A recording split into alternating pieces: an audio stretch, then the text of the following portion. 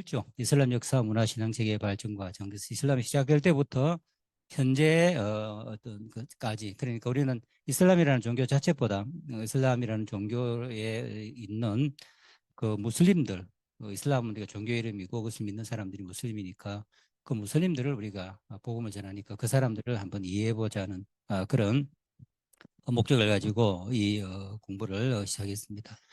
아주 작은 한 부족에서 소수가 시작된 이 이슬람 종말론적인 운동이죠. 이슬람도 우리가 다 교례를 들어가다 보면 우리 성경과 마찬가지로 종말론이 굉장히 강한 그런 운동입니다. 그 운동이 어떻게 해서 우리가 지금까지 왔고 또 특별히 그리스도인과 또 다른 문화와 이렇게 만나고 조우하면서 어떻게 이슬람도 변화해 왔는지를 우리가 보는 것입니다. 그래서 이슬람도 끊임없이 변하고 있습니다. 50년 전에 무슬림들과 지금 50년 후의 무슬림들은 또 다른 모습을 가지고 있죠. 그리고 해석도 조금씩 다른 모습으로 나타나게 되는데 우리가 이것을 공부하는 이유는 뭐냐 하면 이것을 우리가 이해하고 있어야 무슬림들에게 복음을 전할 수 있습니다. 예를 들자면 이런 것입니다. 제가 처음 터키에 가서 학교에서 이렇게 공부를 시작했는데 전 대학에서 제가 유일하게 한국 학생이었습니다. 다른 유학생이 있는지 내가 잘 모르겠는데 그때 공부를 할 때에 이제 사람들이 제가 크리스찬이라는 것도 알았습니다. 그러면 길거리를 가던 캠퍼스에 있던 사람들이 열정을 가진 사람들이 안타깝게 여기고 저를 무슬림이 아니라는 것을 좋은 종교를 믿지 않는다는 걸 생각하고 와서 저를 이슬람화 시키기 위해서 열심히 우리는 포교라는 말을 썼습니다. 그런데 가만히 들어보면 기독교에 대한 이해가 달랐습니다. 그래서 저한테 자주 하는 이야기가 너희들은 신을 셋을 믿느냐. 이것은 우리가 삼일체에 대한 내용이니까. 삼일체를 이야기하는 거 보면 또 좀 다르고. 그다음에 또 많이 질문하는 것은 너희들은 왜 기도를 직접 하면 되지 파파즈 그러니까 사제를 꼭 가서 회개를 하고 기도를 하느냐. 그건 아마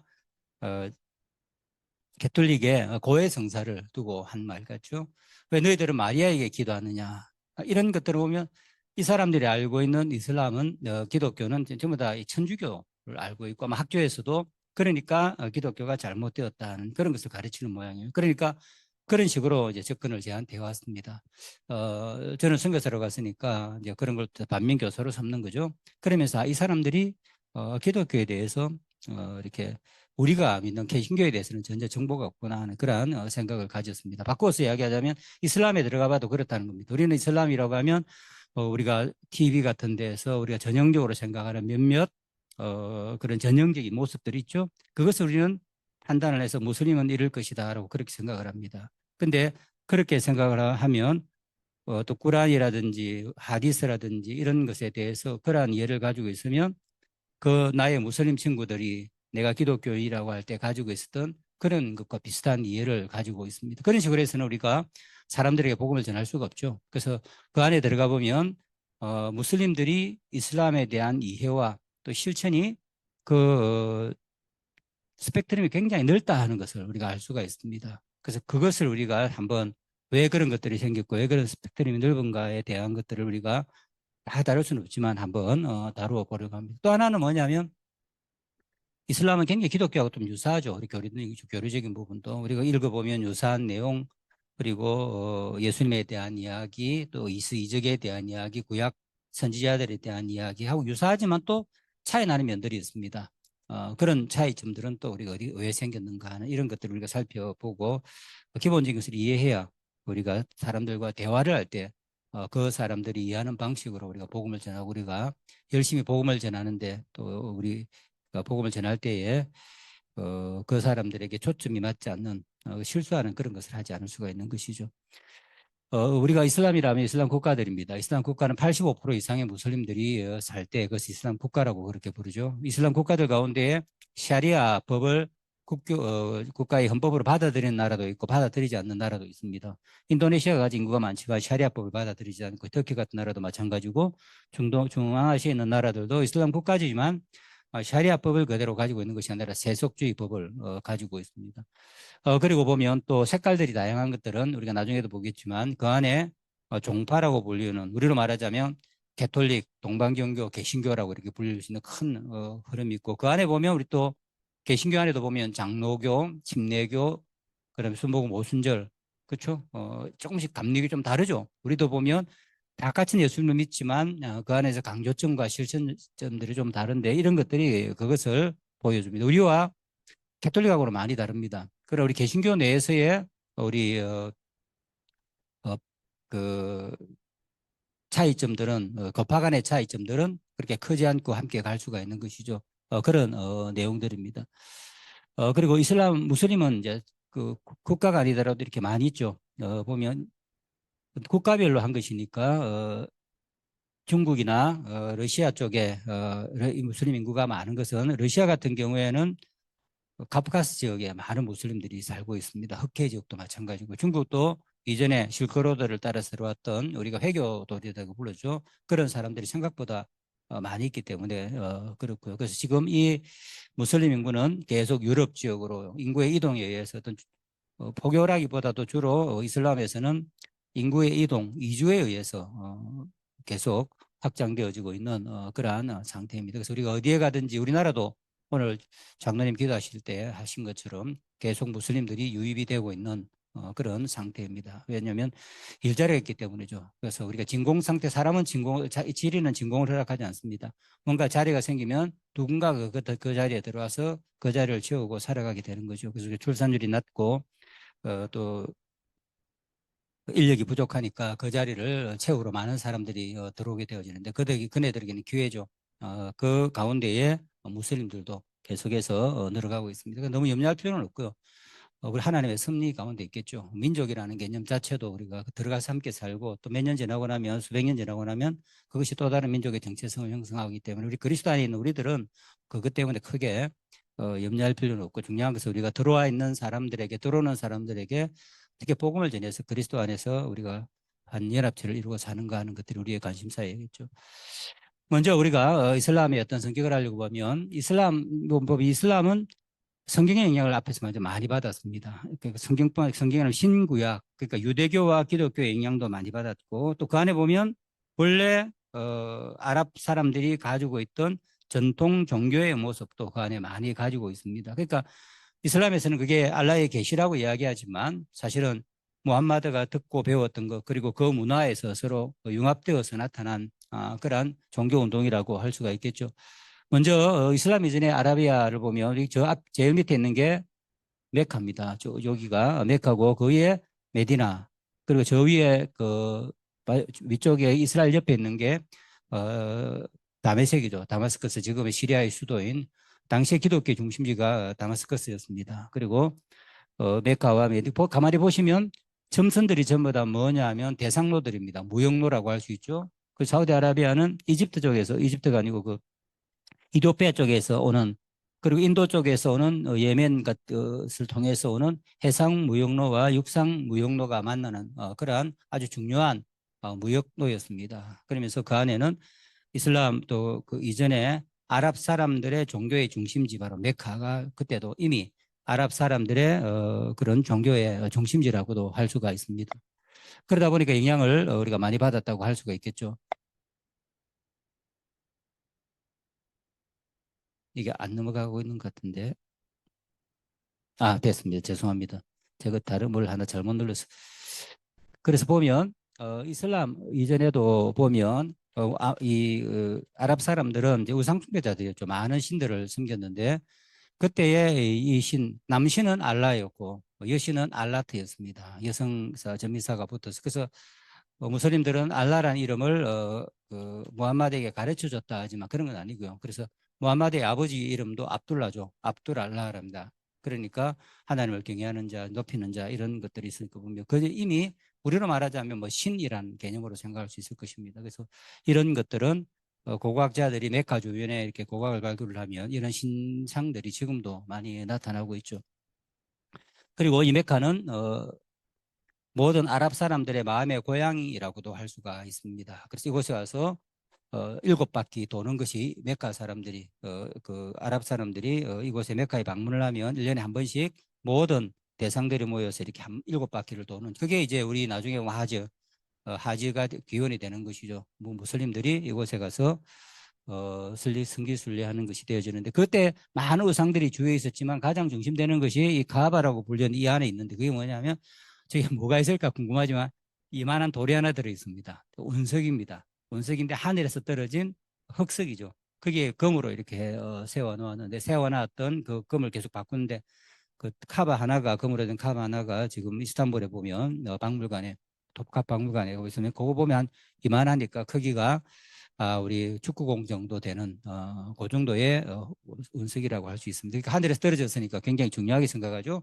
그럼 무슬림들한테 물어보면 저곳에는 원래부터 하나님이 했고 아브라함이 저곳에서 예배를 드렸고 그래서 최초로 아브라함이 유일신 하나님께 예배를 드린 곳이 바로 이 메카의 카바이기 때문에 이곳에서 예배를 드리는 것은 이슬람 이전으로부터 다른 것 때문 아니라 원래 이곳에서 하나님을 만났던 장소이기 때문에 거룩하다라고 그렇게 이야기를 하고 있습니다. 그래서 저것이 지금 앞에서 보면 그 성지순례하는 사람들이 많이 모여 있는데 모든 무슬림들의 마음의 고향이고 기도도 항상 이곳을 보고 해야 되고 저곳을 보고 기도하지 않으면 기도가 무효죠.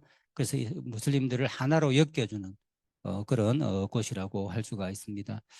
그런데 이처럼 우상들만 있었던 것이 아니라 이미 기독교는 훨씬 전에 시작해 우리 이슬람은 622년을 헤지라라고 해서 이슬람의 기원으로 삼고 무함마드가 570년에 이제 태어나서 610년에 이제 종교운동을 40세대 전에 시작했으니까 이미 이 지역에는 유대인들도 많았고 기독교인들도 많았습니다. 지금도 발굴하다 보면 아랍어로 이 유대인의 흔적이 이렇게 히브리어가 이렇게 나타나고 있는 거죠. 특별히 메디나 같은 것 우리 아랍 메카에서 한 400km 정도 떨어지고 이슬람이 시작된 메디나 같은 경우는 큰 새 유대인 부족들이 살고 있었고요. 그뿐만 아니라 메카에도 유대 부족들이 많이 살고 있었습니다. 그러니까 유대인들로부터 끊임없이 구약 이야기를 들었습니다. 유대인들이 가장 중요한 것은 뭐냐면 한 유일하신 하나님을 믿는다는 것이었죠. 그리고 이런 유대인들뿐만 아니라 이미 교회들도 많이 있었습니다. 그래서 우리가 봤지만 반도니까 그 예멘에도 있었고요. 북쪽 다메섹에도 있었고 장사를 하면서 기독교인 장사하는 사람들이 이곳에 많이 내려왔죠. 지금도 발굴하면 이 4세기에 이미 여기 한 300 몇십 년 정도에 지어진 교회니까 상당히 빨리 이곳에도 복음이 전거되었다고 할 수 있습니다. 우리는 늘 서쪽으로 간 복음만 생각을 하는데 동쪽으로도 복음이 이렇게 전거됐다는 걸 볼 수 있죠. 그리고 이것도 아랍에미레이트에서도 보면 전형적인 교회인데 4세기경에 만들어진 그런 교회 모습들이 있습니다. 그래서 이미 기독교인들이 많이 있었는데 특히 세 부류의 기독교인이 있었습니다. 하나는 정통 기독교인입니다. 정통이라는 말은 이미 이때가 되어지면 우리 교리사에 보면 이단들이 많이 났죠. 최초 이단이 우리 아리우스라고 하는 사람이 예수님은 하나님이 아니고 하나님과 유사한 분이시다. 오직 하나님은 한 분이시다고 하는 그런 이단이 나왔습니다. 거기에 대해서 우리가 325년, 내년이면 이제 1700주년이 되는데 니케아에 모여서 종교회를 성경을 살피면서 그것은 성경의 가르침이 아니다. 그래서 이단으로. 그리고 그 이후에도 계속해서 삼일체에 대한 내용, 그리고 또 인간의 행위 구원과 은혜 구원에 대한 내용, 이런 것들이 계속해서 종교회의가 있었죠. 그래서 전통 기독교인들이 이제 이 사람들은 우리가 삼일체 신앙을 니케아 공의회에 믿는 신앙을 믿는 사도 신경을 믿는 그런 사람들이었는데 이 사람들이 이제 문제가 뭐냐면 늘 아랍 사람하고 접촉을 했는데 이 사람들은 성경을 무엇을 사용했느냐 하면 아람어로 된 성경을 시리아어라고도 이야기하는데 고대 시리아어죠. 이 아람어가 뭐냐면 예수님께서 사용하셨던 언어입니다. 그래서 헬라어로 성경이 기록이 되어졌는데 최초로 번역된 언어가 아람어입니다. 예수님 당시에 사용하시던 언어 아람어로 이 성경을 사용했기 때문에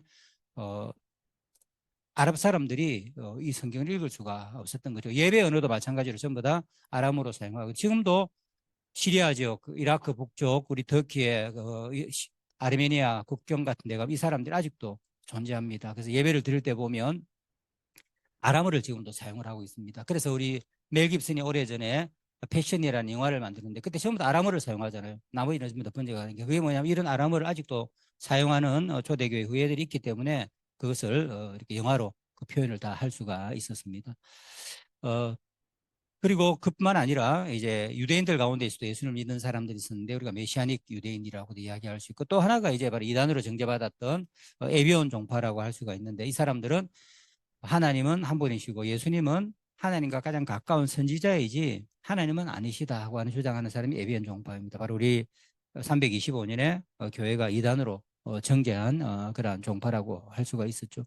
메시아닉 유대 그리스도인들도 마찬가지인데 지금도 메시아닉 유대 그리스도인들 여러분 들어보셨는지 모르겠어요. 이스라엘에 이런 사람들이 많죠. 그래서 예수님이 하나님과 동등한 분이시다고 말하는 것이 굉장히 힘듭니다. 이 사람들한테는. 왜냐하면 워낙 뿌리 깊은 구약성경 유일신 사상을 가지고 있었기 때문에 예수님도 사랑하고 존경하고 메시아라는 걸 다 받아들이지만 하나님과 동등한 분이라고 말을 하기가 정말 이 사람들은 힘든 거죠. 그렇다고 해서 예수를 믿지 않는 것은 아닙니다.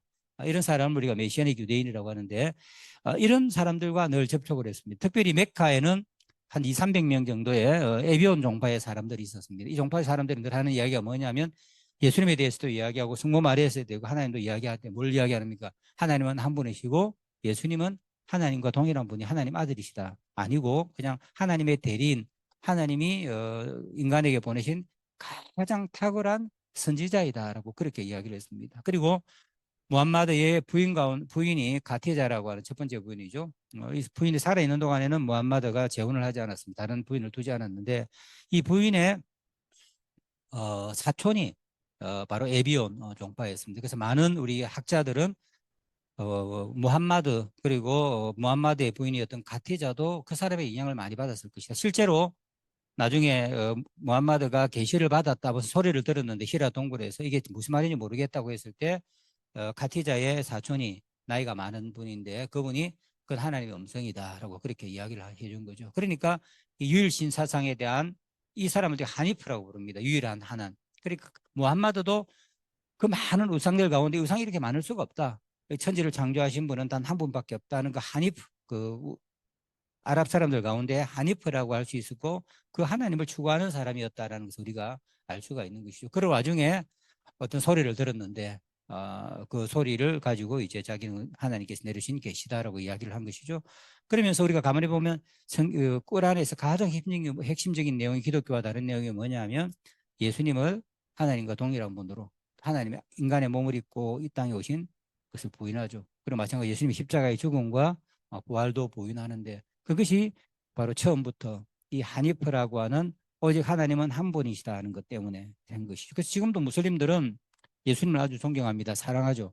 그래서 예수님 이름으로 기도하자 하면 반대하는 사람 한 명도 없습니다. 몸 아픈 사람들, 힘든 사람들 가서 예수님의 이름으로 기도해 줄게 이야기하면 다 좋아합니다. 왜냐하면 예수님이 그런 능력을 가지신 분이다 하는 것을 잘 알죠. 꾸란에도 죽은 사람을 살리고 아픈 자를 병든 자를 낫게 하고 기도를 들어주신 분이시다는 것을 능력을 가지신 분이시다는 것을 무슬림들이 알기 때문에 예수님의 이름으로 기도하자 하면 다 수긍을 합니다.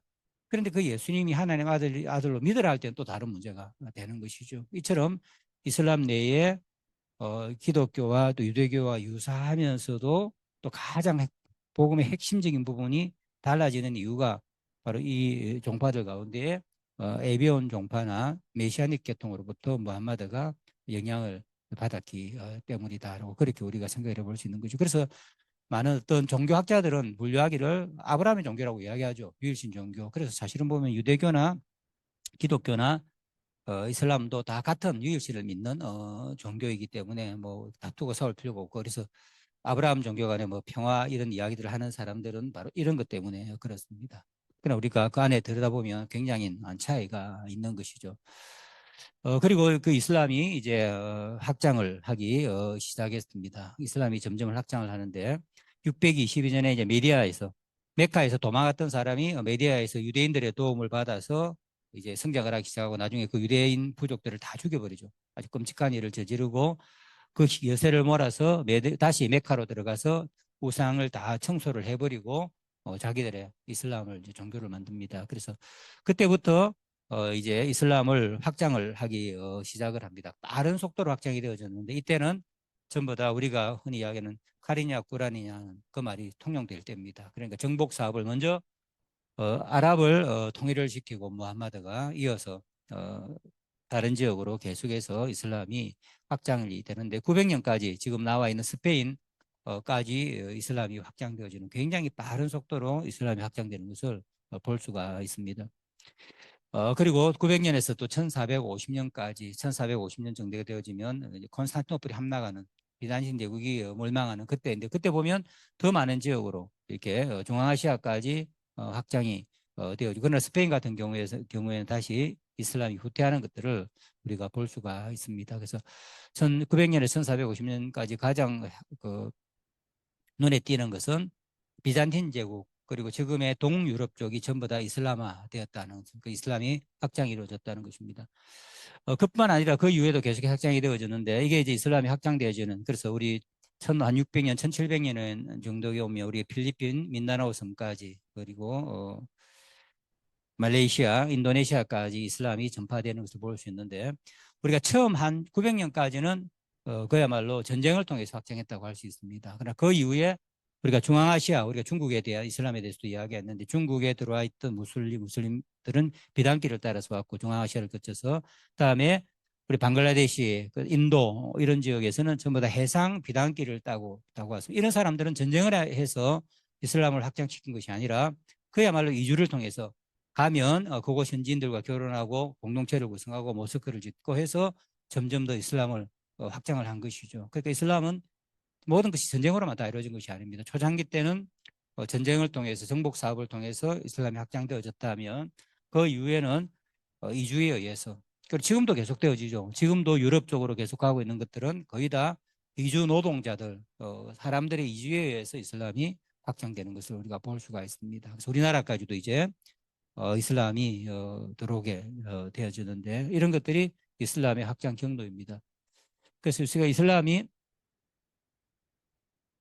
확장 방법은 이제 세 가지입니다. 정통 칼리프 시대 무함마드와 그의 후계자 4명대를 우리가 정통 칼리프 시대라고 하는데 저정복 전쟁을 통해서 그리고 시리아를 중심으로 무아위야 첫 번째 이슬람 왕조였던 무아위야 왕조 그리고 오스만 터키 같은 그런 그 제국들은 전쟁을 통해서 계속 이슬람을 확장했다는 것을 볼 수가 있습니다. 그러나 정복한 지역 정복한다고 해서 하루아침에 다 그 비정복민들이 이슬람을 받아들인 것은 아니죠. 그때 여러 가지 제도를 만듭니다. 밀레트 제도라는 것은 자치권을 주되 이등 시민으로 살아가라.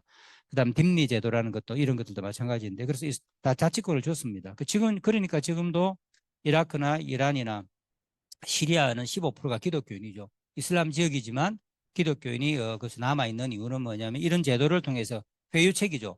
당근과 채찍을 통해서 계속해서 기독교인들을 이슬람화 시키려고 했는데 끝까지 믿음을 지킨 사람들이 지금 남아있는데 우리 어, 이집트 같은 경우에 우리 kop틱 교도라고 이렇게 들어보셨는지 모르겠지만 1,500만 정도의 kop틱 교도들 지금도 남아 있습니다. 이런 사람들이 뭐냐면 우리는 이슬람에 가면 다 그냥 기독교가 다 이렇게 초토화되어 버리고 박해를 받아서 끝나는 걸로 알겠지만 그런 건 아니고요.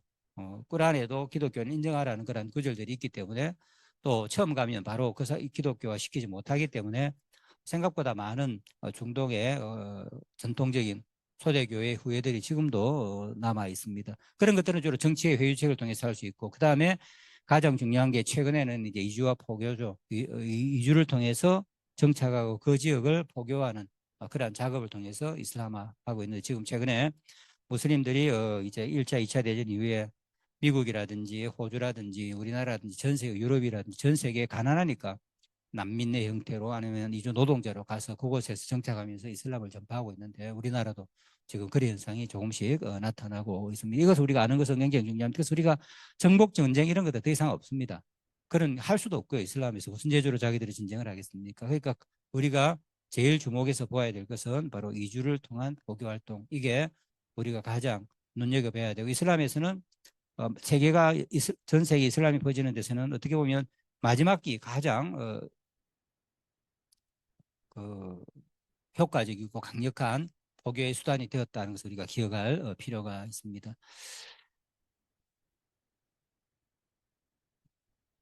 안 돼, 이게 왜 안 넘어가지?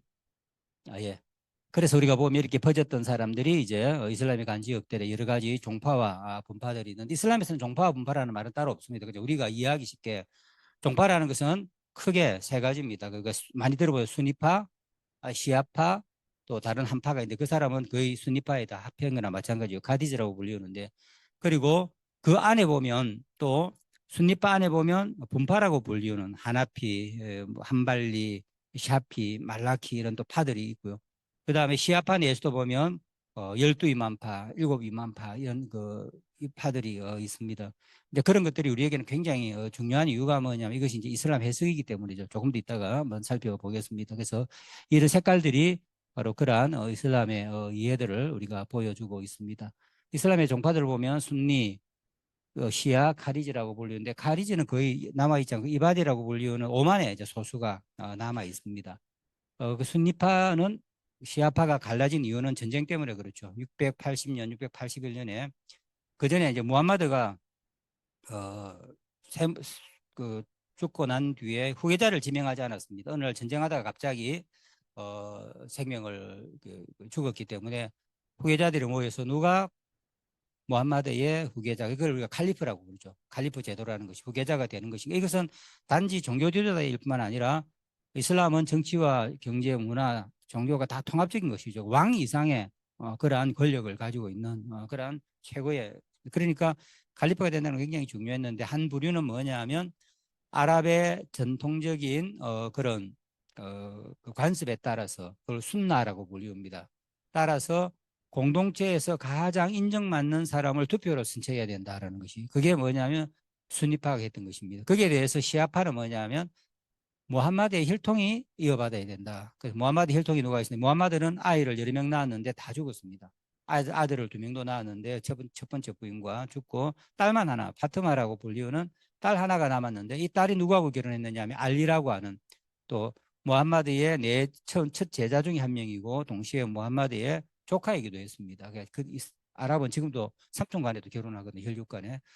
그러니까 알리가 되어야 하고 알리와 바트마에서 태어난 아이들이 계속해서 이제 후계자가 칼리파가 되어야 된다. 이것 때문에 굉장히 많이 다투었습니다. 처음에는 대부분의 사람들이 투표를 통해서 해야 된다고 해서 이제 투표를 통해서 한 거죠. 그래서 네 번째 와서 드디어 알리가 되었습니다.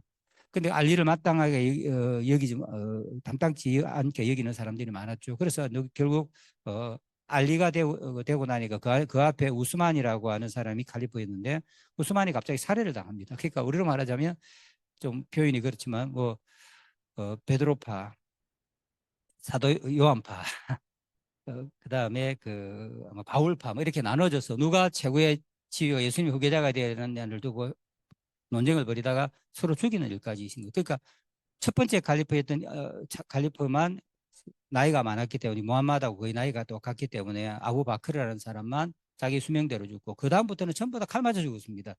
바로 이 서로 칼리프가 되기 위한 내전을 통해서 죽은 것이죠. 그러다가 이제 우스만이 죽고 나니까 우스만의 사촌이었던 무아위야, 첫 번째 이슬람 그 왕국을 건설했던 사람이 알리를 이야기해. 너가 일부러 죽였지. 살해한 거지. 자객을 보내어서 너가 어, 칼리프가 되기 위해서. 그러니까 알리가 그렇지 않다고 이야기를 하죠. 그것 때문에 전쟁을 하게 생겼습니다. 알리는 근데 종교인이었기 때문에 군사력이 없었고 모아위야는 이미 그 왕국을 건설해서 군사가 있었기 때문에 전쟁에서 생산이 별로 없었죠. 그러니까 타협을 하자고 하니까 아까 카리즈파라는 사람이 아니다. 타협하지 말고 신의 뜻을 까지 묻자. 알라가 위대하면 당신이 정당하다, 우리는 정당하다고 생각하는데 정당 후계자라고 생각하는데 끝까지 전쟁해서 하나님의 뜻에 맡기자. 전쟁을 한번 하자는 거예요. 근데 알리가 자신이 없으니까 타협을 해버린 것입니다. 그러니까 이 카리지가 열받은 거죠. 그래서 나와서 새로운 파를 구성하면서 이 카리지가, 그러니까 구성하자 알리가 카리지파를 많이 죽여버립니다. 자기 말을 듣지 않는다. 그러니까 카리지파 중에 한 사람이 또 알리를 죽이죠. 모스크에서 기도하다가 칼 맞아 죽습니다. 그러니까 이 이슬람의 역사를 보게 되어지면 굉장히 비극적인 것들이 많이 있는데 정치가 관해 있기 때문이죠. 그러자 이제 알리가 죽고 나니까 다시 또 문제가 생긴 겁니다. 누가? 왜 이게 이때까지를 정통 칼리프 시대 네 사람 무함마드로부터 직접 배워 우리로 말하면 12사도와 같은 그런 사람이 다 죽어버렸기 때문에 다시 누가 되어야 할 때 똑같은 일이 생겼습니다. 그때에 알리를 따르는 사람들은 뭐냐면 알리의 아들들이 있으니까 그 아들들이 돼야 된다. 그래서 그게 뭐냐면 시트, 알리를 따르는 자라고 그렇게 부르고, 아니다. 우리가 정통 순나에 따라서 돼야 된다고 하니까 정통파들을 순이라고 불린 것입니다.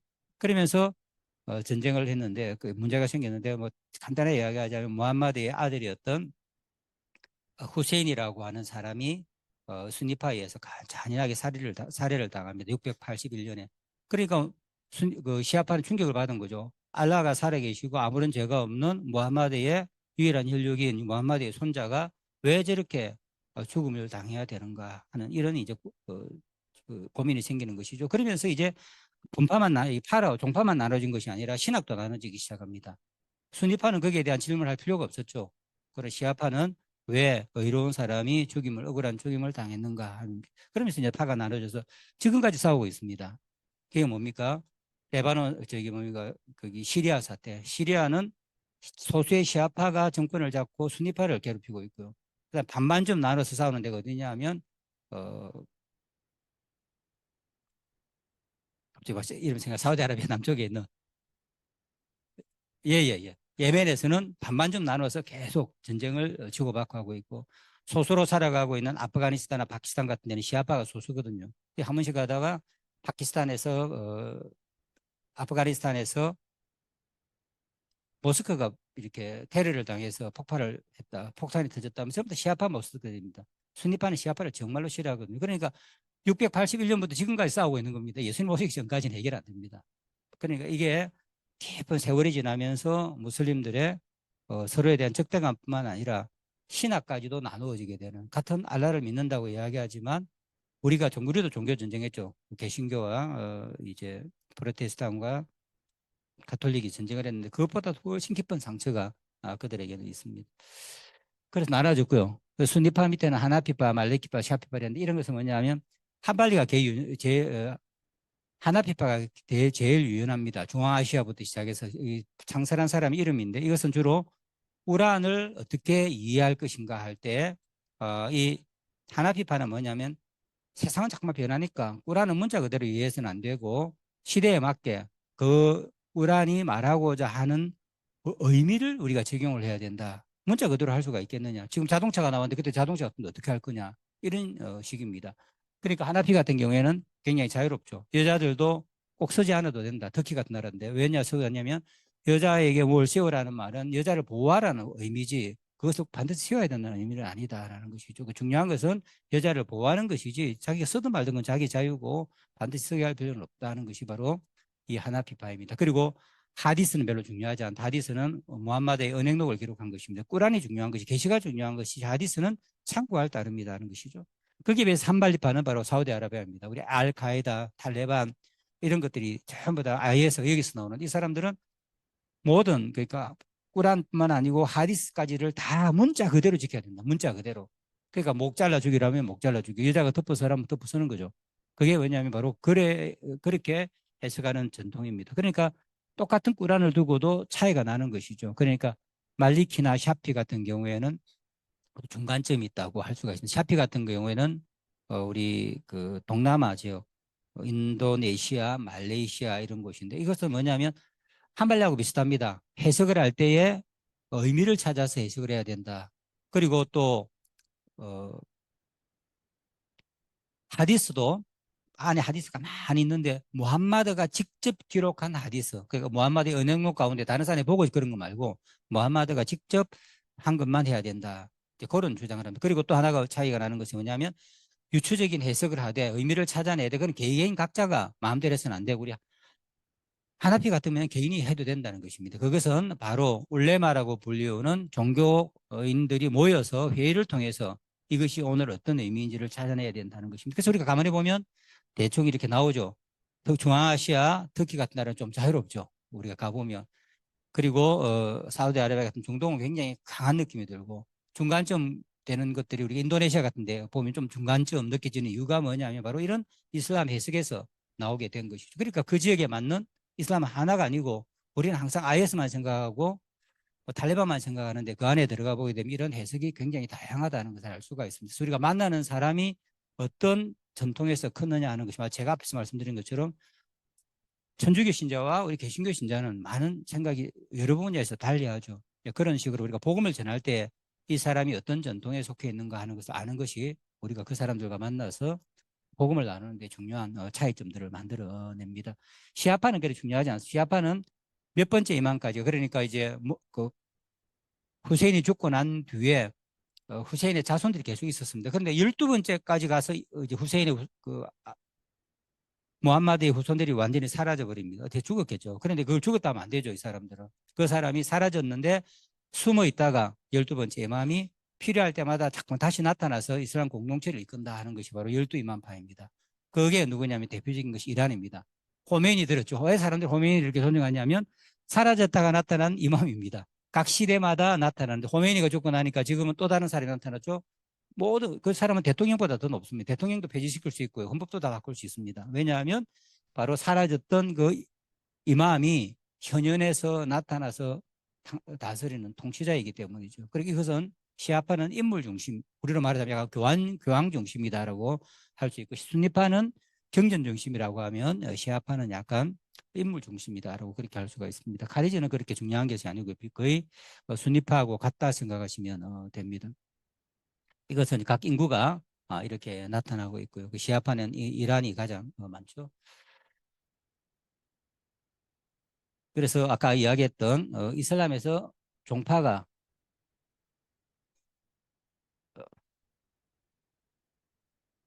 나타난 이유가 돌아가야 된다. 안 돌아가네. 아까 이야기했습니다. 자기들과 후계자의 문제, 그 다음에로 나타났고, 분파들은 꾸란을 어떻게 해석할 것인가, 시아파에서는 몇 번째 이마음을까지를 인정할 것인가 하는 그런 문제를 순니 이슬람입니다. 우리가 보았던 이 사람들의 마음의 고향은 메카죠. 모든 무슬림의 마음의 고향은 메카지만 시아파는 사실 여기보다 더 마음이 가는 곳이 하나 있습니다.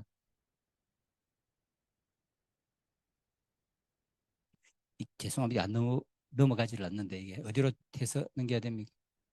예. 그래서 꾸란을 이렇게 늘 중시를 하고요. 꾸란을 하고, 그러나 시아파는 이 시아파의 중심지입니다. 바로 후세인의 무덤이죠. 후세인의 무덤인데 어디에 있느냐 하면 이라크 까발라라는 곳이 있습니다. 까발라라는 곳에 후세인의 무덤인데 순니파가 여러 번 이거 파괴를 해버렸죠. 그런데 그것 때문에 더 큰 상처를 입었는데 그 축제 때 사람들이 많이 모여 있는 그런 곳입니다. 시아파는 아까 순니파는 책을 읽었지 않습니까? 물론 시아파도 책을 읽지만 시아파에 더 중요한 것은 이렇게 보면 후세인이 죽은 무하림이라고 하는 달이 있습니다. 그때 타제라고 하는 애도식을 거행합니다. 매년 합니다. 그때 보면 남자들은 자기 몸을 채찍으로 치죠. 쇠사슬입니다. 치면서 뭐냐면 후세인의 죽음을 지금 애도하는 것입니다. 후세인이 받았던 고난을 이제 우리도 체현을 하자는 것입니다. 그래서 보면 순니파는 꾸란을 어떻게 해석할 것인가, 하디스를 어떻게 해석할 것인가에 따라서 좀 나눠졌다 하면 시아파에서는 몇 번째 이맘을 정통을 할 것인가 하고, 그리고 그 안에 들어가 보면 신학적인 사상도 많이 나죠. 그 순니파에게 복음을 전하기 좀 힘들지만 예수님의 십자가에 대해서 이야기하면 순니파는 무조건 거부합니다. 그러나 시아파는 예수님의 십자가를 이야기하면, 대신 죽음을 이야기하면 항상 누가 떠오르냐 하면 후세인이 떠오릅니다. 그래서 바로 우리가 십자가로 들어갈 수 이야기를 할 수가 있습니다. 그래서 우리 무슬림들 가운데 예수를 가장 잘 믿는 사람들도 많은 사람들이 심하게 돌아오는 것이 뭐냐면 시아파들입니다. 이란이 굉장히 우리가 보면 이 시아파 근본주의 같지만 이란의 생명을 아끼지 않냐고 많은 사람이 순교하면서 이란 교회가 계속 수백만 명이 예수 믿을 거예요. 터키도 보면 지금 약 70여 개 이란 교회가 있습니다. 이란에서 도망 나온 사람들이 나오면 예수를 그렇게 잘 믿는다는 말이죠. 그게 뭐냐, 바로 이 사람들이 가지고 있는 강조점, 자기 신학이 가지고 있는 차이와 강조점 때문에 그렇다라고 이야기를 할 수 있습니다. 이건 이제 우리가 좀 더 깊이 들어가야 되는데, 우리나라는 시아파가 거의 안 들어온다 생각하시면 됩니다. 그냥 뭐 이란 사람 정도면 우리가 시아파지만 대부분 다 순니파고, 우리나라 들어온 사람들은 하나피파가 거의 다 들어온다 생각하면 됩니다. 왜냐하면 우리나라는 사람들 술 마시죠. 돼지고기가 차고 넘치죠. 그 여자들 어떻게 덮으시고 일을 할 수가 있겠습니까? 그러니까 우리나라에 들어오는 사람들은 좀 더 이슬람 해석이 자유로운 지역, 중앙아시아라든지 아니면 인도네시아 같은 지역에서 들어 중동 사람이 우리나라에 들어와서 일할 가능성은 굉장히 낮다라고 생각을 하시면 될 것 같습니다. 그리고 이슬람의 그 해석에 들어가 보면 아까 이야기했지만 이 순니파와 시아파가 있고요. 또 수피즘이라는 것이 있습니다. 각 분파 안에 신비주의라고 할 수 있고, 그러나 그 모든 것들 가운데 가장 중요한 것이 민속 이슬람입니다. 이게 한 85%, 시아파가 되었던 순니파가 되었던 한 85%는 민속 이슬람이라는 것은 뭐냐면, 천국이나 이런 데도 관심이 있지만 더 중요한 것은 민속 이슬람은 현재에 살아가는 어려움들을 우리가 어떻게 극복할 것인가 하는 바로 그런 문제입니다. 그러니까 이 그 민속 이슬람은 혼합주의라고 할 수 있어요. 이슬람이 전파되어지면서 각 지역마다 들어가면서 원래 그 종교가 가지고 있던 이런 몇몇 요소들을 받아들이는 것입니다. 특별히 기도하는 것, 뭐 성황당에 가서 기도하는 것, 마리아에게 기도하는 이런 것들이 이슬람에 다 들어와서 이제 민속 이슬람을 형성을 하는데, 지역마다 모습은 다르지만 그 핵심 내용은 전부 다 같습니다. 왜 민속 이슬람이 생기느냐 하면, 알라의 이실론적인 성격이죠. 이슬람에서 알라는 완벽합니다. 알라는 세상을 다 만들고 멀리 떨어져 있습니다. 인간에게 이슬람에서는 인간은 죄인이 아니죠. 선하게 태어납니다. 그리고 꾸란도 적고 인간은 선하고 의지도 있고 그러니까 너희들이 내가 준 선한 의지 그리고 지능 그리고 꾸란 이런 걸 가지고 너희들이 나의 말에 순종하면서 충분히 천국에 올 수 있다. 그리고 그렇게 관여를 안 하려고 하는 것이죠. 그래서 이슬람은 이슬론적인 성격이 굉장히 강합니다. 우리는 임마누엘 하나님이지 않습니까? 하나님이 항상 우리와 함께 하지만 초월에 계시면서도 동시에 내재해 계시는 것이 우리 기독교, 우리 하나님입니다. 그러나 이슬람에서는 내재성보다는 항상 초월에 있는 직접적으로 관여를 잘 하지 않습니다. 그런데 세상을 다스리는 것은 악한 힘과 나쁜 운명에 대한 두려움. 이슬람에서는 온갖 종류의 귀신들이라든지 운명 같은 것들이 있습니다. 그러면서 또 이슬람 수용 이전 지역 종교와의 어떤 혼합화에 의해서 이런 민속 무슬림 이슬람이 나타나는데 우리가 여러분들이 우리나라에 들어와서 만나는 사람은 거의 다 민속 무슬림이라고 꾸란 잘 모릅니다. 그리고 특히 우리나라에 들어온 사람 뭡니까? 살기가 힘드니까 돈 벌러 온 겁니다. 이 교도의 땅에 돈 벌러 온 것이지 다른 것 때문에 오지 않습니다. 그래서 정통 믿음이 좋은 정통 무슬림은 우리나라에 와서 살아갈 수가 없는 것이죠. 그래서 우리가 보면 우리의 하나님은 초월에 계시면서 내재하시는 하나님입니다. 무엇보다도 인간의 몸을 입고 예수님께서 이 땅에 오셨고 그전부터도 마찬가지지만 그 다음에 또 성령께서 함께 하셔서 우리 가운데 우리와 더불어 그러면서 동시에 하나님은 초월해 계시는 분. 그래서 우리는 늘 급할 때마다 하나님 앞에 나와서 바로 기도할 수 있고 내재한다는 말 하나님이 간섭하셔서 우리의 삶의 문제를 해결해 주신다는 것입니다. 그런데 이슬람은 앞에서 말씀드렸지만 떨어져 있습니다. 그리고 인간 세계가 있다면 그 중간에 영적인 존재도 이들이 있는데 진이라고 불리우는 도깨비 비슷한 인간을 괴롭히는 그리고 천사도 있고요. 사탄도 있고요. 그러니까 뛰어난 성인들도 있고 그러니까 인간이 문제가 생길 때 알라에게 바로 나가지 못하고 이런 나쁜 영들로부터 괴로움을 당할 뿐만 아니라 이런 괴로움을 이겨내는 방법 중에 하나가 뭐냐면 또 이런 성자, 성물 이런 것을 통해서 우리의 문제를 해결할 수 있다라고 그렇게 무슬림들은 생각을 하고 있는 것이죠. 그래서 이것 때문에 이슬람에서는 민속 이슬람이라는 것이 굉장히 강하게 일어나고 있습니다.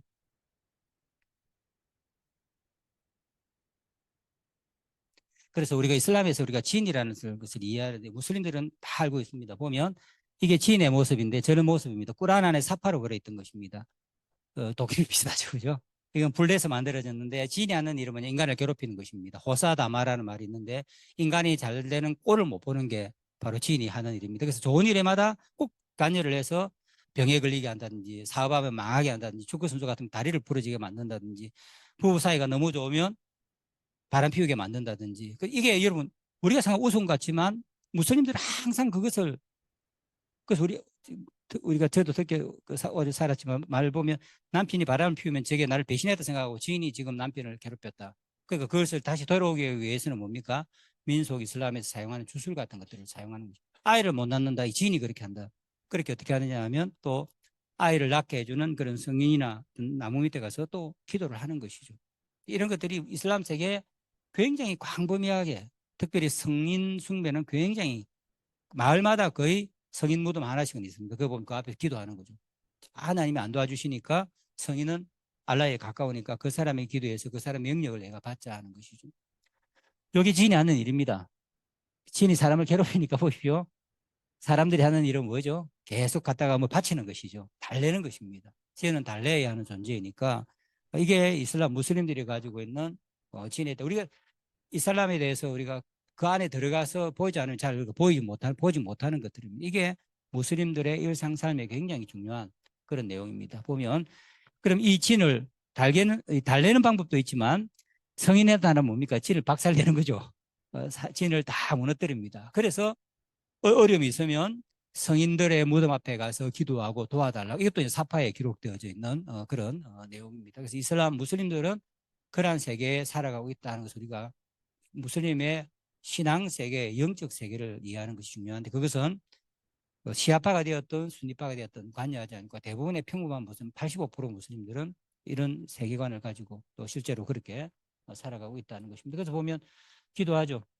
나무 밑에서 달고 기도하고요. 죽은 그 성인입니다. 그 앞에 기도하고 동굴 같은 데서도 기도합니다. 저런 걸 다 무슬림들이 하는 일입니다.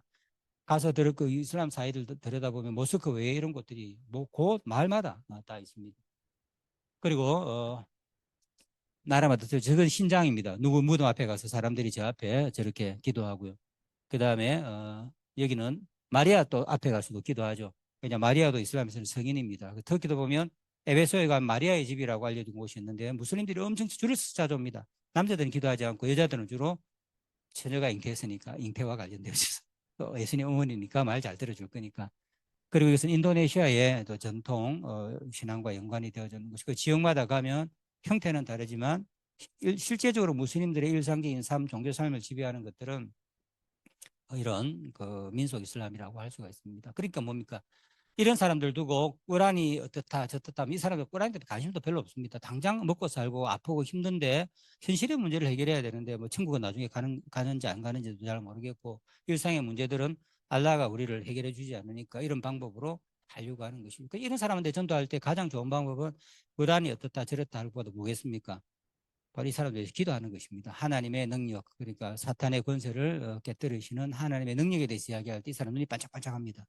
그리고 예수를 믿으면 사탄이 더 이상 생겨 나가지 않습니까? 권세를 지배하지 못하다. 왜냐하면 예수님께서 십자가를 설명할 때 십자가에서 죽고 부활하셔서 죽음에서 부활하신 예수님은 바로 사탄의 가장 강력한 권세인 죽음의 권세를 다 깨뜨리셨기 때문에 이제 우리가 예수를 믿으면 사탄이 진이 꼼짝도 못한다. 그래서 우리는 진을 두려워하지 않고 보적 같은 것도 없다. 이야기하면 이 사람도 와 합니다. 관심을 기울이는 거죠. 그러니까 우리가 꾸란이라든지 다른 방법은 정통 무슬림들, 종교인들, 꾸란에 깊이 심취해 있는 사람들한테 그렇게 가지만 일반 사람들한테는 이런 방법이 훨씬 더 효과적이고 우리가 좋다고 할 수가 있습니다.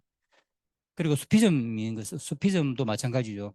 그 하나님을 꾸란 같은 것을 하는 것이 아니라 알라를 경험해 보고 싶다. 그러니까 우리 기독교에서 성령운동하고 비슷하다고 이야기할 수 있는데 꾸란을 제껴버리고 어떤 하나님의 사랑을 직접 체험해보고 초월적인 세계를 경험해보려고 하는 이런 흐름들이 또 이슬람 내에서는 있습니다.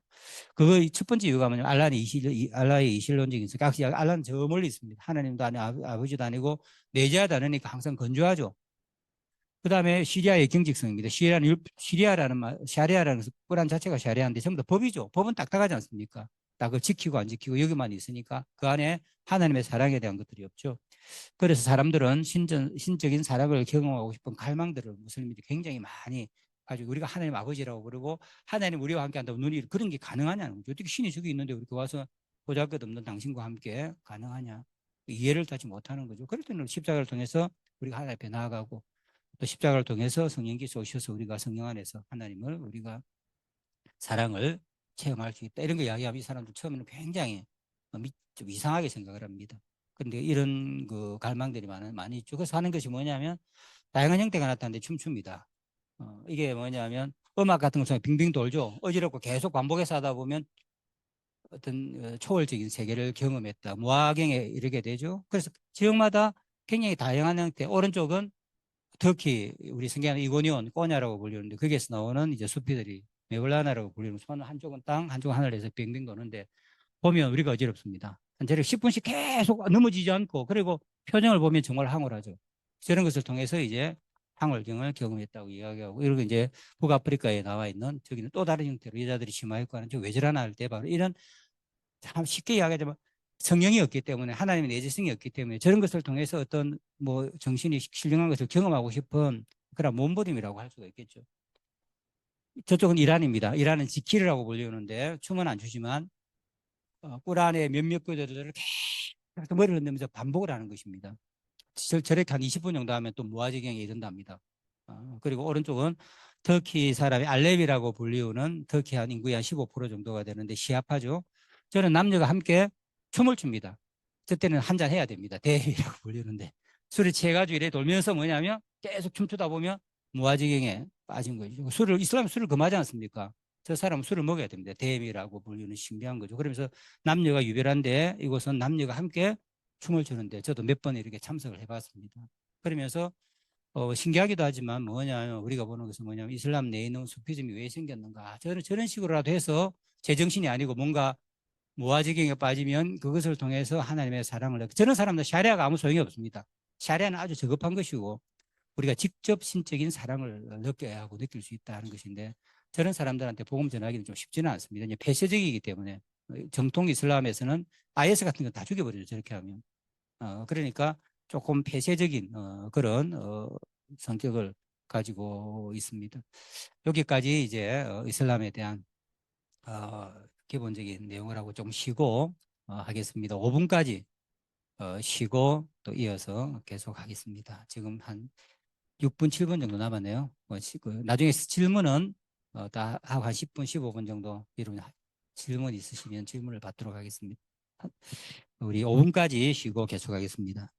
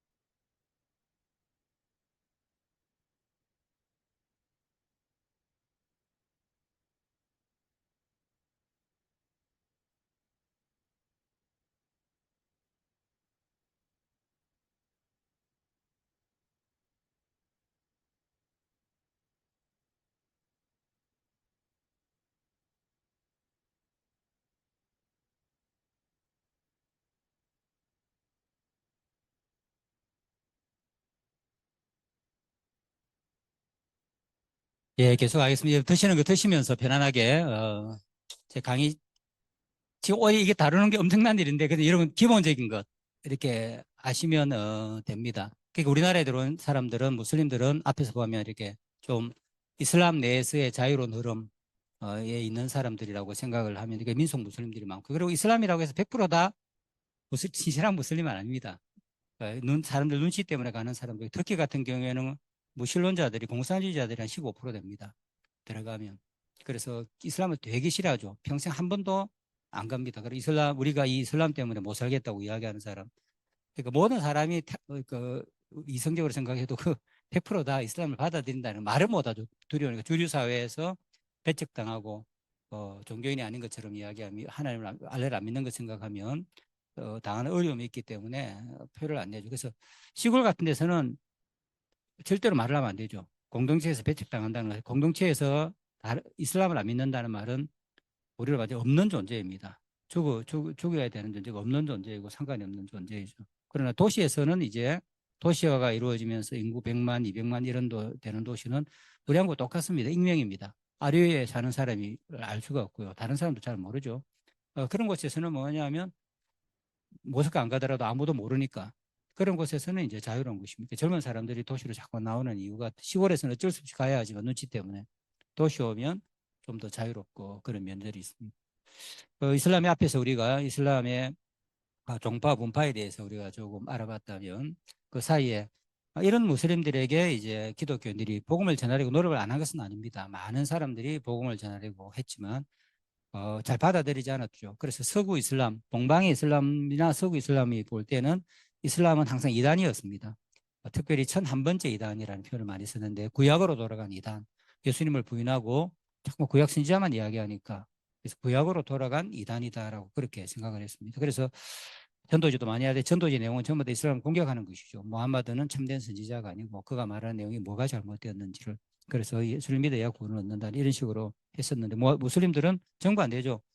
기독교의 성경은 왜곡되었고 마지막에 온 너희들이 왜곡되게 하나님 성경을 왜곡시켰고 왜곡되게 하나님을 믿으니까 하나님이 무함마드를 보내셨다. 우리가 그래서 최종 종교다. 이런 것 때문에 계속 부닥치게 되는 것입니다. 그래서 이제 유럽 사람들은 저 사람들은 무슬림들은 예수를 믿지 않을 것 같다. 그리고 계속해서 공격을 해오니까 충돌이 많이 일어난 거죠. 제일 큰 대표적인 충돌이 우리가 말하는 그렇고 잘 십자군 전쟁입니다. 예루살렘이 정복을 당해서 특히 서구 그 캐톨릭 쪽에서는 성지순례가 굉장히 중요하거든요. 성지에 가서 기도하고 그게 공로가 되어지고 죄 지은 사람이 죄도 좀 이렇게 용서함을 받고 이슬람하고 유사하게 천주교는 공로 사상이 있기 때문에 그렇죠. 그러니까 이제 이슬람이 막혀버리니까 그것을 핑계로 그것을 이제 명분으로 삼아서 십자군 전쟁을 일으키죠. 엄청나게 오랫동안 십자군 전쟁 약 200년 가까이 십자군 전쟁을 한 것이죠. 그 가운데 우리 제4차 십자군 전쟁 같은 경우에는 굉장히 이슬람으로 간 것이 아니라 바로 콘스탄티노플을 점령을 했습니다. 지금의 이스탄불이죠. 그래서 이슬람의 기독교 세력이 급격하게 약화된 것이 서방교회가 동방교회를 공격한 것입니다. 말은 십자군 전쟁이지만 어쨌든 이것으로 인해서 무슬림들은 큰 상처를 받았습니다. 기독교인들이고 많은 사람이 죽었으니까. 그래서 지금도 무슬림들은 선교하면 항상 십자군 전쟁을 떠올립니다. 그래서 선교사들은 십자군 전쟁에 앞장서는 사람이고 그다음에 미국이 앞장서서 지금도 무력을 동원해서 우리 형제들을 공격을 하고 있고 바로 이스라엘도 동원하죠. 팔레스타인 사건이라든지 이라크 그다음에 다른 어떤 지역 아프가니스탄 이런 데 미군들이나 유럽 군대가 들어오면 십자군 전쟁의 연장으로 생각을 합니다. 그러니까 복음 전하기가 굉장히 힘들어지는 것이죠. 그래서 기독교가 열심히 십자군 전쟁을 했습니다만 200년이 지나고 동안 남은 것은 아무것도 없었습니다. 십자군 전쟁 이후에 오히려 이슬람 세력은 더 많이 확장이 되었습니다. 그래서 이전에 기독교 땅이었던 비잔틴과 그리고 저쪽 코소보, 비엔나 직전까지 헝가리까지도 다 이슬람화 되어버리는 그러니까 기독교가 이슬람하고 충돌을 하면 이슬람이 약해지는 것이 아니라 계속해서 오히려 이슬람이 더 강화되어지고 기독교는 약화되는 그런 현상들을 볼 수가 있습니다. 이건 이제 왜 이게 중요하냐면 앞에서 문화와 만나면서 이 사람들이 이슬람에 대한 해석을 만들어내는 것처럼 기독교인들과도 만나면서 이슬람의 새로운 해석들이 계속해서 이제 나오게 되는 것이 그들의 경험 이런 걸 가지고 나오게 되는 것입니다. 그리고 다시 이제 십자군 전쟁이 지나고 난 뒤에 세월이 지났습니다. 근대에 와서 다시 한번 충돌을 했죠. 그때만 하더라도 십자군 전쟁 이후만 하더라도 세계에서 제일 강대국은 오스만 터키였습니다. 유럽이 벌벌 떨 정도였으니까요. 그런데 이제 산업혁명 이후에 18세기 이후부터 그게 역전되기 시작했습니다. 이슬람은 자꾸만 후퇴를 하고 기독교는 산업혁명의 결과로 인해서 군사적, 경제적인 우위를 가지고 이슬람을 이제 총을 가지고 가지 않았지만 십자군 전쟁과 유사한 것들이 나죠. 그러면서 약 200년 이상 동안, 길게는 300년 동안 전 이슬람 지역이 한두 군데를 이란만 제외하고는 전부 다 식민지가 됩니다. 특히 오스만 제국도 부분적으로 식민지가 되어지죠. 이게 이제 그 이슬람 지역이 식민지를 했던 곳이죠. 인도네시아 같은 경우에는 화란이 약 300년 이상 동안 했고, 파키스탄, 영국 같은데, 인도 같은데 그 무굴 제국을 멸망시키고, 그러니까 무슬림들이 상대적 자존심이 얼마나 상하겠습니까? 우리가 마지막 종교가 우리에게 탁월을 했었는데, 우리가 수백 년 동안 바로 십자군의 그 깃발 아래서 우리가 이런 고통을 당했다. 물론 복음이 전거되어지지는 않는 것은 아닙니다. 그때 복음을 전거해서 파키스탄 같은 경우에는 250만의 기독교인도 있고, 인도 같은 경우에도 많은 무슬림들이 돌아왔고, 방글라데시에도 보면 지금 우리가 선교를 하지만 그 식민지 시대 때 복음을 전해서 만들어진 교회가 있습니다. 그리고 인도네시아도 마찬가지죠. 기독교가 인도네시아에서 세 번째인가 중요한 종교입니다. 그리고 세계에서 가장 큰 레폼드 개혁주의 교회가 몇만 명 모이는 교회가 자카르타에 있습니다. 그러니까 전혀 저게 그 식민지 시대 때 복음이 전거되어지지는 않는 것은 아니지만 그게 또 무슬림들에게 깊은 또 상처를 남기죠. 특히 자존심이 상했습니다. 십자군 전쟁은 전쟁을 해가지고 서로 죽고 죽였는데, 그리고 오히려 끝나고 난 뒤에 자기들이 우세를 점령을 했는데, 근대 와서는 이렇게 오랫동안 이제 전쟁을 하면서 자존심이 많이 상한 거죠. 그러면서 이제 질문이 드는 거 아닙니까? 왜 이래 되었을까? 분명히 우리가 더 뛰어난 종교인데 왜 우리가 기독교인들로 어떤 억압을 받고 지배를 받고, 지금도 마찬가지죠. 지금도 여전히 서방 세계에 대해서 이슬람이 별로 할 것이 별로 없습니다. 팔레스타인 저렇게 사건이 일어나도 어느 나라가 총알방 제대로 못 쏘지 않습니까? 그런 상태에서 무슬림들은 그 이유를 계속 묻기 시작한 것입니다. 그것이 이제 이 근대의 이 식민지 시대가 현대의 이슬람의 모습을 만들어냈다고 생각하면 됩니다. 새로운 이슬람 해석을 만들어내는 거죠. 그래서 IS 같은 것도 나오고 알카이도도 나오고 탈레반 같은, 그전에는 없었습니다. 그런 것들이 왜 나오느냐 하면 이런 서구에 대항하기 위해서, 서구에 억압을 당하니까 거기에 대해서 새로운 이슬람 해석을 만들어내는데, 문제는 뭐냐면 우리가 앞에서 우리가 보았지만 이런 해석이 한번 나오면 다시 되돌릴 수는 없다는 것입니다. 그게 계속해서 지속되어지기 때문에 이전에는 어떤 사람들이 말하는 것처럼 이슬람은 평화의 종교 있을 수 있습니다. 왜냐하면 앞에서 이야기했지만 점령 지역의 기독교인들에게 종교를 자유를 줬고, 그 다음에 예배도 드리게 했고, 딥리라고 하는 그런 세금은 많이 받고 출세할 기회는 안 주었지만 그래도 기독교를 인정을 했는데, 이제 이런 사태를 겪고 나면서 그런 구절들을 새롭게 이제 해석을 하기 시작한 것이죠. 이게 이제 우리한테는 좀 심각한 문제입니다. 그래서 절대로 앞으로 다시 나는 되돌아갈 수 있을까? 이슬람이 이전에 그 평화의, 자기들이 말하는 평화의 종교로 되돌아갈 수 있을까? 저는 이제 되돌아갈 수 없다고 생각합니다. 왜냐하면 한번 그런 해석이 나오면 그것이 지속성을 가지기 때문입니다. 그리고 그러면 식민지 시대를 우리가 통해 가지고 그럼 기독교인도 어떤 사람들은 기뻐했죠. 왜냐하면 무슬림들에게 가서 복음을 전할 수 있으니까 많은 사람이 기뻐했지만, 식민지 시대가 끝나고 그러면 복음이 전거되기도 했지만 정말 서방이 또 특히 기독교인들이 기대했던 그런 이슬람 세계에서 성취를 이루었느냐 할 때는 좀 다르죠. 오히려 식민지 시대 이후에 이슬람은 더 많이 확장되어 버렸습니다. 그리고 유럽이 특별히 이슬람의 영향을 받기 시작한 것이죠. 예를 들면 프랑스가 알제리, 튀니지, 모로코 오랫동안 우리가 알제리 같은 경우는 1960년대까지 식민지 했지 않습니까? 그죠? 그런 사람들이 다 이제 무슬림들이 프랑스가 식민 지배하는 동안에 프랑스의 시민권을 가지기 시작했습니다.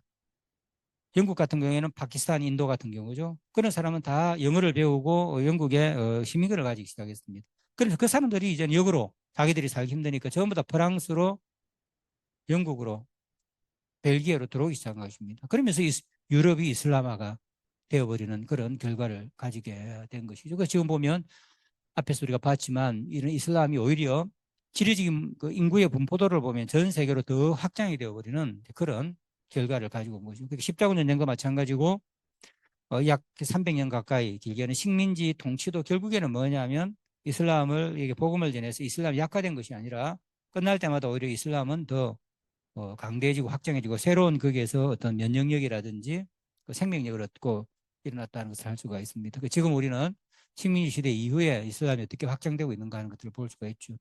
더구나 중동의 어떤 그런 원유라든지 이런 것을 가지고 이슬람이 굉장히 가지고 자본을 가지고 확장되어 가고 있는 그러한 상황 가운데 있습니다. 우리나라는 아직도 없는 거나 마찬가지. 일본이나 우리나라는 들어오긴 하지만 전체적인 인구 비율로 보면 거의 없는 거나 마찬가지입니다. 그러나 여전히 이제 유럽이 점점 더 많아지고요. 전 세계적으로 이슬람이 확산되고 있는 그게 이제 우리의 염려이기도 합니다. 그러면서 동시에 우리가 복음을 전해야 되는 가지 않더라도 들어와 있는 사람들에게 복음을 전할 수 있는 한편으로는 기회가 많아진 것이라고 할 수가 있죠. 지금은 여러분도 많이 들어보셨지만 옛날에 선교하면 타문화에 가는 것이었습니다. 근데 타문화가 우리한테 들어버렸고 우리는 복음을 듣지 못한 사람들 가는 것이었지만 다른 문화권 복음을 듣지 못한 사람이 우리 주위에 와 있기 때문에 지금 선교는 우리 전쟁을 하면 전선이 없어졌습니다. 모든 곳이 선교지가 되어버린 것이죠. 가수도 전하고 이 무리한테도 전하고 들어온 사람들은 그냥 가만히 복음만 기다리고 있는 것이 아니라 그 사람은 자기 종교를 전파합니다. 무슬림들은 무슬림을 전파하고 힌두교도들은 힌두교 전파하고 불교인들이 들어오면 자기 사원을 짓고 자기의 또 종교를 전파하는 거죠. 그러니까 전 세계가 지금은 들어 뒤얽혀 있는 이런 상태가 되어 있는 것이죠. 그래서 우리가 앞에서 우리가 이슬람에 대한 이해도 필요하지만 현대 무슬림들이 가지고 있는 그런 고민들도 우리가 한번 꼭 이해를 해야 하는 것이죠. 그래서 식민시대 이후에 이슬람의 큰 세 가지 새로운 흐름들이 생겨났습니다. 그것은 숙고죠. 왜 우리가 기독교인들보다 이렇게 뒤처졌을까? 왜 우리가 이런 억압 가운데 살아가고 있을까 하는 것에 대해서 답을 내놨습니다. 첫 번째가 이슬람 근본주의입니다. 그래서 우리가 꾸란에서 멀어졌기 때문이다. 그 안에 어, 민속 이슬람도 들어오고 수피즘도 들어오고 그래서 원래 칼리프 시대 때 가지고 있던 그 순수성이 이제 약해졌기 때문이다. 그러니까 불순물을 제거하자는 것이 바로 근본주의 무슬림들입니다. 그래서 꾸란에 기록된 대로 하디스에 기록된 대로 이걸 우리가 그게 와하비즘이라고 하는데 사우디아라비아 와하비라고 하는 사람이 그 왕가를 구성하면서 이런 운동을 하게 된 것이죠. 거기에서 나온 것들이 앞에서 이야기하기 지금 이슬람의 모든 근본적인 것은 여기에서 나왔다고 할 수 있습니다. 그래서 이 사람만 있는 건 아닙니다. 어떤 사람들은 뭐냐면 근본주의자들처럼 서구를 무조건 배척해서는 안 된다.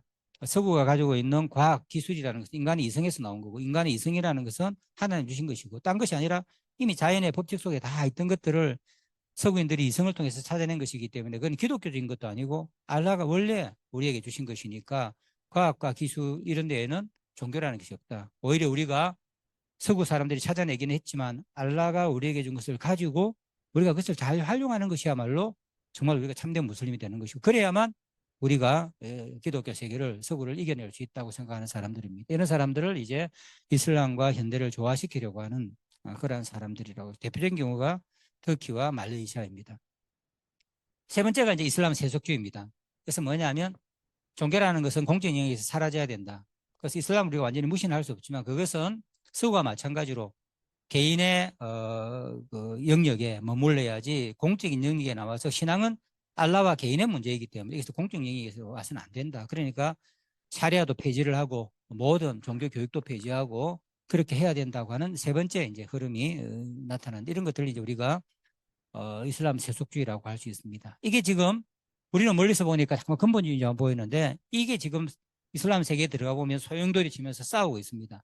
이래야 한다 저래야 한다 이 길을 와야 한다 저래야 한다. 그래서 우리는 항상 기독교가 위기다 이슬람이 들어오니까 우리가 좀 두려워하는데 매일 저녁 무슬림들이 TV 같은 데서 토론하는 거 보면 이걸 토론합니다. 이슬람 위기입니다. 젊은이들은 계속 세속화되어지고 우리에 못지않게 포스트 모더니즘화 되어져서 개인주의로 가버리고 꾸란도 인정하지 않고 그렇다고 또 한편으로는 뭐냐면 근본주의자들은 계속 폭력을 일으켜서 더 이슬람에 대한 회의를 가지게 만들고 또 근본주의자들 아니다 그러면 우리가 이렇게 해야 알라가 도와주기 때문에 한다 이러면서 계속해서 논쟁을 하고 있는데 그게 이제 이슬람 사회에서 일어나는 큰 논쟁들이라고도 우리가 할 수가 있겠죠. 그래서 우리가 보이지는 않지만 특히 지식인들을 중심으로 해서 이런 논쟁들이 굉장히 우리가 활발하게 일어나고 있고 많은 사람들이 이 세 개 중에 뭘 택해야 되는가 할 때 대부분은 이 두 중간이 가장 합리적인 길이라고 하지만 생각보다 많은 사람들이 이슬람 세속주의가 낫다라고 이야기를 합니다. 그래서 신앙은 개인의 문제다. 그래서 최근에 우리가 복음을 전할 때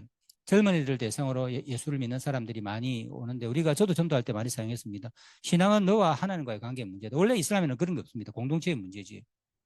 그런데 너와 하나님과의 관계 문제인데 저 사람이 알라가 진실이라고 꾸란이 진실이라고 이야기해서 믿어서는 안 되고 정말 꾸란이 진실인지 성경과 비교를 해서 너가 그 하나님과의 관계를 맺을 때 참 종교가 되는 것이다라고 우리가 들어가는 거죠. 그럼 옛날에는 말도 안 됐는데 이제는 말이 되는 것입니다. 그러면서 숙고하고 귀를 기울이는 이유가 뭐냐면 이슬람 내에서 일어나는 이런 세속주의의 어떤 결과들이라고도 할 수가 있습니다. 그래서 이슬람 지금 세계에 지금도 앞에서 봤지만 정치가 변화를 만들어내었고 그다음에 문화가 변화를 만들어내었고 지금도 이슬람이 또 변하고 있는데 이런 변화를 끼치는 요소들이 뭐냐면 도시화, 익명성이 보장되어지는 것이죠. 그리고 또 외부 세계와의 교류입니다. 이스탄불에서 우리 한번 그 케이팝 하면 3만 명씩 4만 명씩 옵니다. 덮어선 사람은 안 덮어선 사람은 끝내줍니다. 여자들이 더 많이 옵니다. 좀 민감한지. 그러니까 외국 세계와 교류를 하는 것이죠. 그래 기독교에 대해서 압니다. 요즘 뭐 우리가 그 인공지능이라는 게 우리만 있는 게 아니에요. 터키 말로 제가 한번 해봤습니다. 예수님이 누구냐 할 때 쫙 다 이야기해주면 터키 말로. 그 말에는 이슬람에서 말하는 예수님도 있고 기독교에서 말하는 예수도 있죠. 그러니까 말을 정확히 해야죠. 기독교 성경은 예수님을 누구라 하느냐 질문하면 잘해줘. 그냥 예수님이 누구냐면 온갖 이야기들이 나오는데 기독교인들이 예수님을 누구라고 하느냐 하면 AI가 다 이야기해 줍니다. 그리고 원하면 인터넷 휴대폰 들고 검색어 치거나 아니면 들어가면 수많은 설교, 전도 각 나라 말로 전부 다 들을 수 있습니다. 그리고 세계에서 외부 세계에서 일어나는 걸 알죠. 그래서 조사를 해보니까 미국의 그 리서치 센터가 유명한 이 리서치 센터가 조사를 해보니까 뭐냐면 이처럼 인터넷을 사용하는 사람들, 휴대폰을 사용하는 사람들과 그렇지 않는 사람들 사이에는 차이가 엄청나게 많이 납니다. 지금도 이슬람 세계는 가난하기 때문에 전화만 사용하고 휴대폰 데이터가 없어서 잘 사용하지 못하는 사람이 있거든요. 그러니까 이런 것들을 통해서 외부 세계를 보면서 이슬람이 열리고 있는 것이죠. 그리고 또 대규모의 인구 이동입니다. 도시의 시골에서 도시로 앞에서 그리고 난민, 시리아 난민, 아프간 난민, 예멘 난민뿐만 아니고 북아프리카에서도 경제적인 이유로 인해서 많은 사람들이 고향을 떠나서 전 세계적으로 흩어지고 있는 것이죠. 이 인구 이동을 통해서 유럽이나 한국에 들어왔던 사람들은 볼 거 아닙니까? 교회도 보고 이슬람 밖에 있는 사람들을 보면서 또 질문을 던지죠. 우리는 왜 이런가 하는 질문을 던지게 되는 것이고 거기에 대한 영향을 또 받게 되는 것이죠. 그래 앞에서 이야기했던 포스트 모더니즘입니다. 진리는 내가 결정하는 것이지 주어지는 것은 아니다. 지금 우리가 교회에서도 이런 것이 우리 젊은이들이 자기 결정권이라는 것이 출산이나 결혼이라든지 가정의 형태라든지 가족의 형태 더 나아가서는 성경도 내가 보고 내가 결정했기 때문에 진리이지 그 자체가 진리가 아니다라고 하는 말을 직접 하진 않지만 우리 사람들의 어떤 그 사고방식에 영향을 미치듯이 똑같이 무슬림들에도 영향을 미치고 있습니다. 그러니까 이슬람 내에서 이럴수록 근본주의는 더 강하게 나타나는 거죠. 이런 것들이 들어오면 안 되는 것입니다. 차단하고 개인이 하는 것을 막고 인구이동도 못하게 그 안에 계속해서 가두어 놓고 하는 이런 근본주의자들은 거기에 대해서 반대쪽으로 계속해서 가려고 하고 세속주의자들은 이쪽으로 가려고 하고 중간에서 또 양자 사이에 어떤 그 타협할 수 있는 모색할 수 있는 방법을 없는가 이것 때문에 또 이제 고민하는 그러한 무슬림들이 있습니다. 제가 매일 만나서 그래서 그 나라 말을 알면 조금만 이야기해 보면 이 사람이 어떠한 성향을 가지고 있는지 시아파인지 순니파인지 아니 민소 이슬람인지 정통 이슬람인지 그리고 그 가운데 이 중에 어떤 생각을 가지고 있는지를 알 수가 있죠. 그때 우리 이제 그 사람에게 맞게 성령계 인도함을 구하면서 우리가 복음을 전할 때 훨씬 더 그 사람들이 이해할 수 있는 방법으로 복음을 전하는 것입니다. 이슬람 세계에 변화를 주는 내부적인 요소, 외부에뿐만 아니라 내부적인 요소도 있는데 이슬람 사회의 세속화 현상 굉장히 크게 세속 현상이 일어나고 경전 해석에 다거나 그러니까 이전에는 울레마라고 하는 그 종교 선생들이 우리 옛날에는 우리를 맞아 목사님들 성경 다 해석했죠. 지금은 안 됩니다. 목사님들은 어떻게 해석을 합니까? 모든 사람이 해석하죠. 목사님 설교해도 에이 그건 아닌데 하고 끝입니다. 자기가 생각할 때 아니면 이슬람도 마찬가지입니다. 이전에는 울렘마라고 하는 그래서 꾸란을 해석해서 이 뜻이 무엇이냐면 울렘마들이 모여서 이것은 이건 결정이라면 다른 식으로 해석하면 이단이 되어서 큰일 나죠. 그런데 지금은 그런 것이 없습니다. 해석만 마음대로 할 뿐만 아니라 사이버 공간이 생겼잖아요. 내가 볼 때 저 선생은 이렇게 할 때 내가 볼 때는 이게 더 맞다고 하는 글들이 막 올라옵니다. 어떻게 맞겠습니까, 그걸? 그리고 번역기 돌리면 미국 사람 이야기도 다 들리는 영어로 이야기한 것, 무슨 독일어로 이야기 다 나오는데. 그러면서 이제 꾸란을 한 방향으로만 해석하는 것이 아니라 꾸란이 같은 구절을 두고 많은 사람이 다른 해석을 하는 이런 이제 형상이 생기고 앞으로 앞에서 봤듯이 개인적 선택과 경험을 중시하는 경향이 확산되어지는 것이죠. 바로 포스트 모더니즘의 형상입니다. 그러면서 이제 이런 것 때문에 근본주의와 자유주의 사이에 갈등이 계속 충돌이 일어나고 지금 있습니다. 이슬람 내부에 가면. 그래서 우리는 밖에서는 보이지 않지만 이런 현상들이 지금 일어나고 있다는 것입니다. 그 우리가 주목할 만한 것이 근본주의 이슬람과 현대주의 이슬람의 갈등인데 저런 사람이 있는가 하면 이 터키 사람입니다. 배꼽 튀어나오고 있죠. 터키 보면 사람들이 충격을 많이 받습니다. 한국에서 이슬람 생각하다가 와서 보면 터키뿐만 아니고 중앙아시아라든지 뭐그 인도네시아 같은 데서 이런 걸 볼 수가 있죠. 이것도 이슬람이 우리 이게 정원 이 사람도 무슬림이 아니냐면 아닙니다. 우리는 이러한 방법으로 현대에 맞는 이슬람으로 살아가야 이슬람이 힘을 얻고 서구 사람들도 믿지 않겠는 저 사람도 아니다. 그렇게 하다가는 이슬람이 지금도 망해가는데 더 망한다. 우리는 꾸란이 가르친다. 여자는 덮어쓰라고 해서 덮어써야 된다는 것입니다. 이런 식의 갈등이 일어나는 거죠. 우리가 봤던 그 이란에서 히잡 덮어서 서지 않는다고 이란 쪽 여자들이 왜 남자 여자 다 벗고 개인의 자유인데 왜 그걸 억지로 덮어쓰라고 하느냐 하는 이제 저쪽은 또 반대쪽이죠. 덮어써야 된다. 같은 나라에서 이슬람 해석을 두고 이런 식으로 갈등이 일어나고 있고요.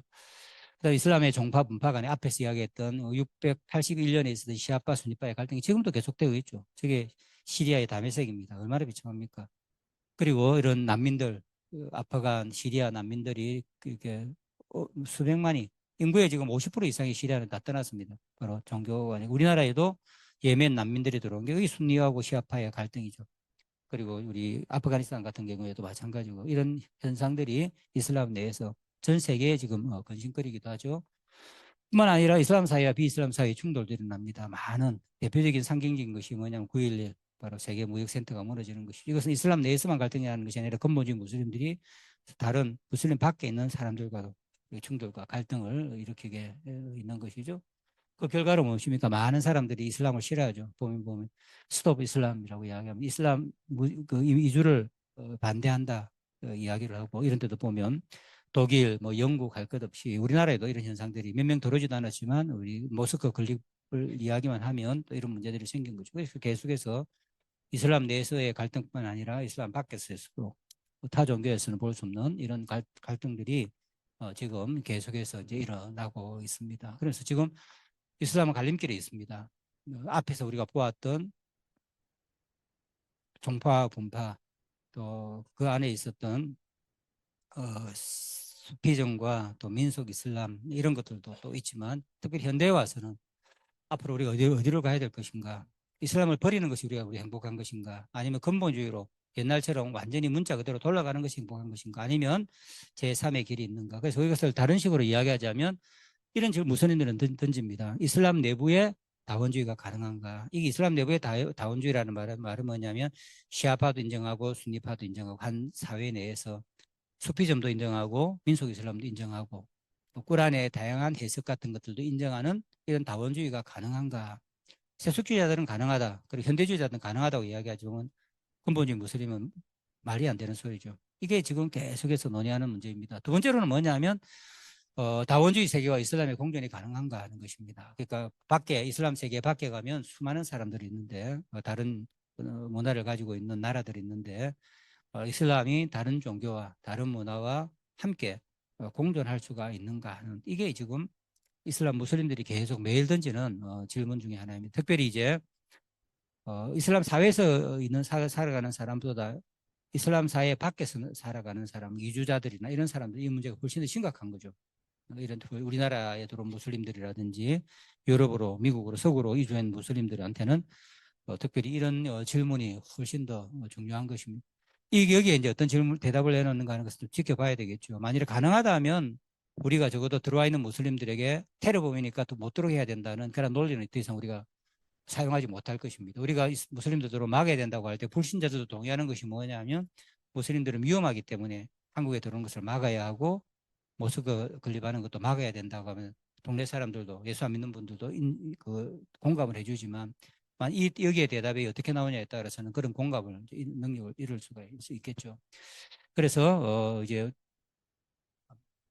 우리 그리스도인들의 관심은 앞에 첫 번째가 무슬림들이 고민이라고 하는 이슬람 세계의 고민이죠. 우리의 관심은 뭐냐면 이슬람은 어느 방향으로 갈 것인가. 역사적으로 계속 변해왔기 때문에 하나에 딱 고정된 것이 아닙니다. 화석처럼 다양한 문화를 만나면서 상황에 따라서 계속해서 변화왔기 때문에 그리고 이슬람의 변화가 우리 선교에 어떤 영향을 미치게 될 것인가 하는 것이 이제 우리가 또 하는 고민이죠. 그러니까 10년 전에 우리가 사용했던 방법, 20년 전에 제가 92년에 처음 터키에 그때 사용했던 방법과 지금은 선교 방법이 많이 바뀌었습니다. 왜냐하면 사람들이 바뀌었고 이런 질문에 대한 대답들이 또 바뀌었기 때문이죠. 그 열매는 이전보다도 훨씬 더 풍부한 열매를 얻고 있습니다. 위험도 많이 줄어들었고요. 그것은 뭐냐면 이슬람 세계 내에서 이러한 질문에 대해서 다원주의가 가능하다. 그리고 심지어는 이슬람 내에서 기독교인들과도 더불어 살아가는 것이 가능하다. 그러니까 교회도 인정해야 된다는 이런 사람들의 점점 많아지기 때문에 또 정치하는 정치가들 중에서도 그런 사람들이 많아지고 종교인들 가운데서도 그러한 사람들이 많아지기 때문에 나타나는 그러한 결과이겠죠.